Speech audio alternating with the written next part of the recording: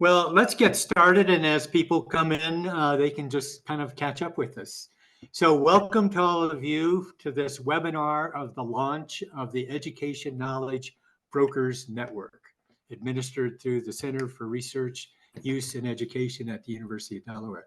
My name is Jim Colmus, and I've had the great pleasure of serving as a staff consultant to the network and the planning team and the steering committee over the last 15 months. So this is quite a time to celebrate as we launch the network. Before we get started, I just want to touch on just a few logistical items. First of all, as you know, this webinar is being recorded and we will be posting it on our website and distributing it throughout the interested populations out there in knowledge brokering. As for questions and comments, as we talk, you should enter your comments and questions into the chat box. And then at the end of this webinar, we will address as many as we possibly can. But feel free to, starting right now, putting stuff into the box.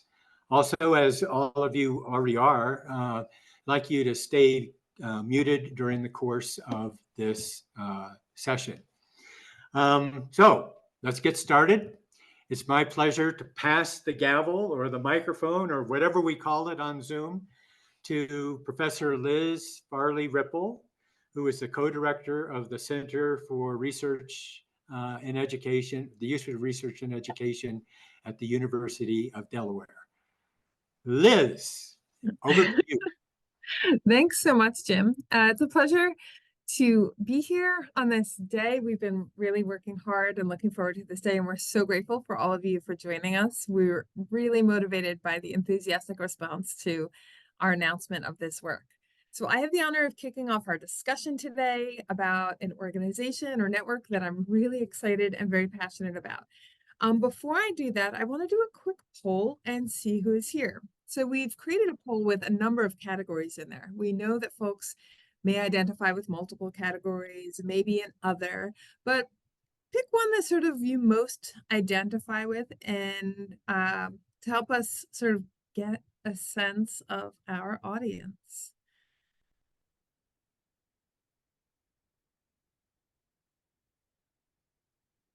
And we'll just take a couple seconds here to let everyone respond. Oh, this is a good group because we're already at like 90% participation, so I can feel the eagerness here. All right, Debbie, can you show that poll so everyone else can see? I was hoping that you had that. Okay, I can end poll and okay, I'll share results then. Okay, so it looks like we have a lot of researchers here, technical assistance providers, we have some educators, state and federal agency staff, and a whole lot of others. For my others, can I ask you, if you're willing, to drop a little bit about yourself into the chat so folks can get a sense of who else is here? Thank you very much. So one of the reasons we wanted to share that poll is to get a sense of how many people are represented across the educational ecosystem. And I think that illustrates some of the points that I'll hit on in a second. We're here to kick off the Education Knowledge Broker Network. My esteemed colleagues and partners in this work are going to share more about the network. So I'm just going to take a few minutes to talk about why we're here and how we got here.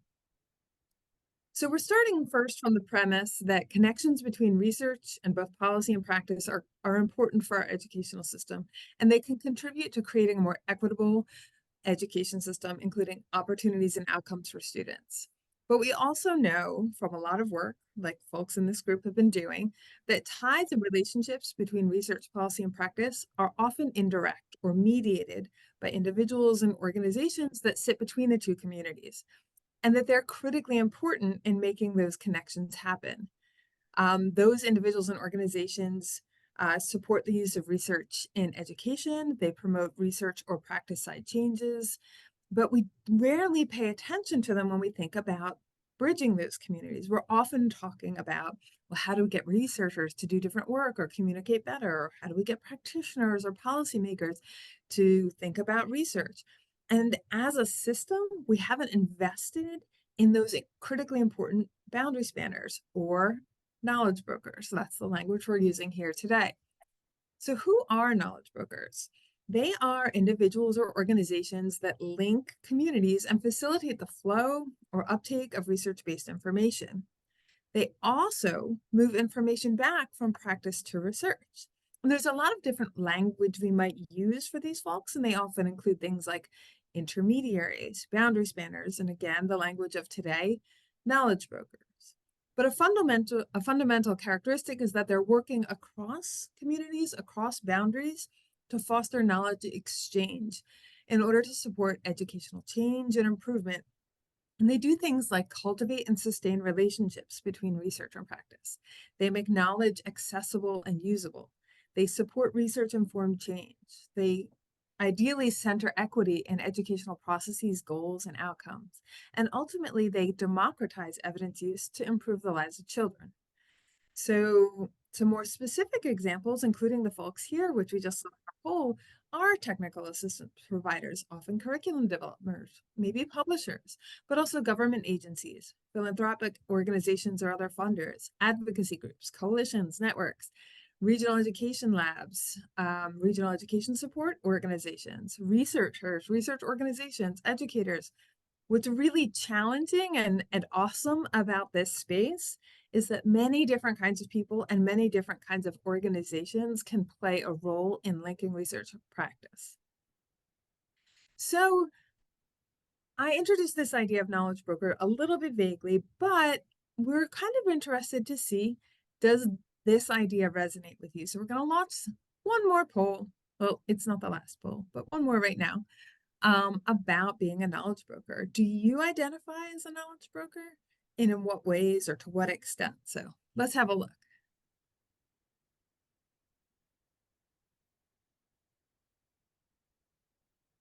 I wish there were an option that said, I wish I was more of a knowledge broker. Good to know. Thanks. Because I feel like I have to click yes, but I'm like a wannabe knowledge broker because I don't feel like I don't have enough time or resources to be the broker I want to be. Well, maybe this broker network is for you. And I didn't plant that question. You're going to make more time and resources for me? Maybe.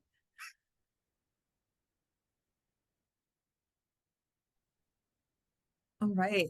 So sharing results, it looks like a lot of us here already identify with this idea of being a knowledge broker. Maybe we didn't use the language, but we're hearing ourselves in how I'm describing knowledge brokers. I love that some of us are just starting to think about this. This is the place for you. So let's dig a little further into what we're doing here and how what we're proposing here and what we're launching may be useful to you and the broader community. So as I've mentioned so far, knowledge brokers are a critically important group. But in the work that I've done with some of my colleagues here at the Center for Research Use and Education and some of the other folks that are on this call as well, we know that there's challenges to strengthening and leveraging knowledge brokers and the folks that work in that space. So we know a little bit about the skills and activities around effective brokerage, but we lack clear and consistent job titles across associations, right? We have trouble identifying who's a knowledge broker. We know that both individuals and organizations can serve as knowledge brokers, so that's complicated too. It's typically not a professionalized group in the sense that there's no formal training, there's no real standards of practice, there's no associations, and in general, there's sort of a lack of formal space for folks to engage with each other. In 2021, our team hosted the Research Broker Network meeting, and I'm going to drop the website and the summary report there. That was a large motivation for seeking funds to support this work, and you can learn a little bit more when you follow those links. But one of the calls that came out of a stakeholder-built agenda was to create a special professional space or professional community for those who engage in knowledge broker work. So building from all of those ideas and the growing research on the importance of knowledge brokers and calls from the community, for additional support, we pulled together a set of anchor partners representing a wide range of knowledge brokers, representing a wide range of experiences and organizations. And under the leadership of Jim Colmoose, who, didn't take a lot of credit in the beginning here, this team for the last 12 to 15 months has been building out this idea for the Education Knowledge Broker Network. So I just want to give a shout out to the folks that are on this team and now leading through the steering committee. We have Alicia Okpareke and Lene Dunn of WestEd. We have Matthew Courtney, if you guys want to give a wave too. Shout out. Matthew Courtney is a knowledge broker consultant. Max Altman of the Southern Education Foundation. Naomi Hubert of the Education Development Center. Jessica Jackson of Digital Promise. Antoine Perry, who's a policy manager and university faculty. And Katie Phil of the Polis Institute. This team has been really engaged and motivated to get this program going. And so we're so glad for you to join us in this historic moment. And with that, I will turn the agenda over to Alicia, who is serving as the inaugural chair of our steering committee. Alicia, take it away. Thank you, Liz, for sharing this background and context for the network. I'm so excited to be here today with all of you. A little bit about my background. I'm an educational researcher who works in collaboration with state departments of education, districts, and community organizations with technical assistance and in designing and implementing research studies. I'm also a former faculty member in teacher preparation, data coordinator, and a facilitator of partnerships between higher education programs and local education agencies. I began my career as a teacher in Chicago public schools. In most of these positions, I acted as a knowledge broker, but I didn't even realize it. I would have benefited from a community of other brokers to offer insight, learning, and support. And I'm really grateful for the chance to partner with all of you as we launch the network. Over the next few minutes, I want to give a brief outline of the mission and goals of the network. So here's our mission: to cultivate an inclusive professional community of knowledge brokers in education committed to democratizing the production and use of evidence in service of an education system that is just and equitable, with particular attention to learners and communities who have been historically and systematically disenfranchised. What words or phrases most resonate with you? Please feel free to use the chat to share. I'll give just a little time to think, post, and read others' responses.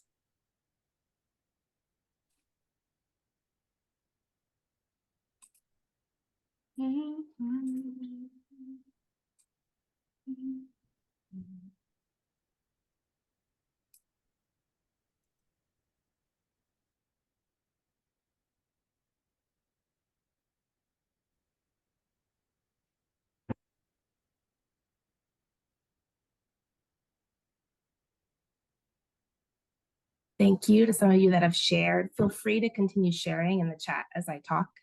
I wanted to highlight two ideas from the mission. First, our aim is to broaden the community of individuals who identify as a broker and also create a welcoming space for all brokers. And secondly, a focus on recognizing and valuing the many ways that we produce and use evidence. And then specifically attending to this in ways that address barriers and oppression. We'll have time to talk more about this in future offerings, and I'm excited about that. Next, I want to present our goals as a network. You can view them on our website, which will be posted in the chat really soon. Broadly, our goals attend to need sensing, collaboration, building, and dissemination. Feel free to take a look at them when you have time. The remaining things that we like to share are related to participation in the network. Our newsletter and our website will be our primary avenues for sharing information on network offerings, updates, and ways to stay involved. If you haven't already, you can sign up for the newsletter now with the URL that we're going to post in the chat. We're posting a lot of things in the chat. And then one of the first ways after today to become involved is through meet and greets. Matthew, our chair-elect, will talk a bit more about the meet and greets as well as other planned offerings for the network. Matthew? Thanks, Alicia, and good afternoon, everyone. Thank you for joining us here today. A little bit about me. I am, like all of you, a knowledge broker, and I also work in the policy space where I specialize in evidence-based education. So I'm thrilled to be here with you today. We're going to start this little segment to talk a little bit about what we're going to be doing as a network, and we want to start by soliciting some feedback from you. So we're going to do one more poll. We keep saying one more poll. There might be more polls. We'll have to see. And we're going to solicit some feedback from you about topics that you would like to hear from us about in the future. So please go ahead and complete that poll to let us know and help us prioritize our work. And I'm going to keep talking while you go through that. So as Alicia's already mentioned, the best way for you to engage with us right now is to sign up for our newsletter, and that subscription link is in the chat box. That way, you can get all the updates as we roll forward. This is our launch webinar, and so we have so many exciting things to come, and we want to make sure that you don't miss anything. So please do sign up for that newsletter. And then right out of the gate, we're going to be offering a series of meet and greet activities. These short and small intimate sessions will provide an opportunity for you to dig deeper into the network with one of our steering committee members. So each meet and greet activity will be hosted by a member of our steering committee who will be there to answer your questions, to get to know you a little better, to solicit feedback from you, and also allow you to connect with a handful of other knowledge brokers. We have several of these scheduled, and the links to all of those are available on our website, which is in the chat.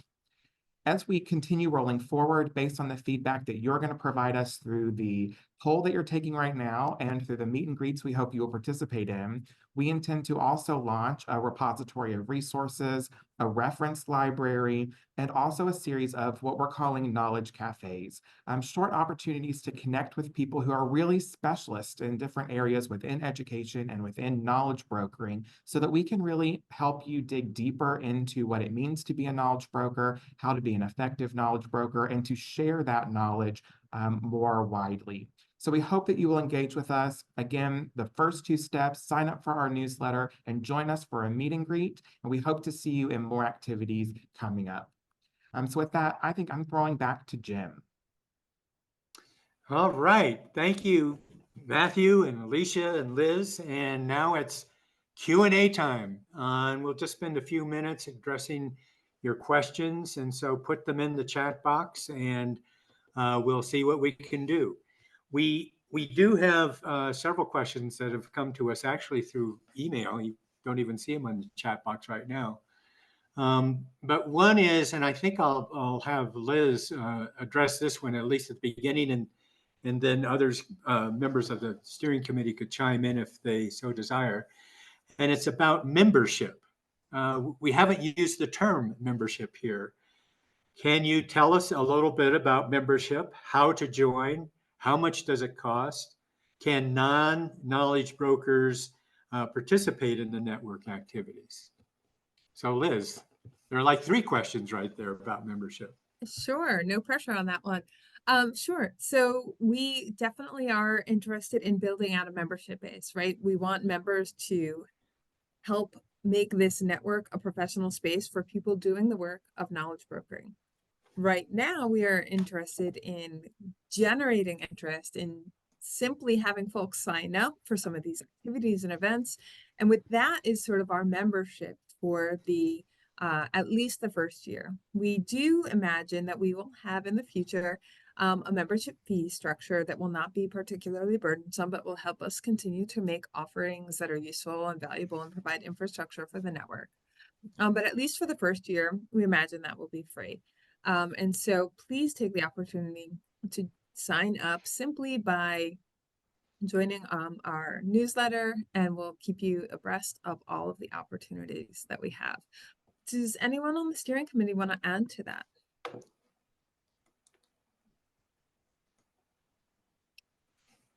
All right, so I guess that's the membership question.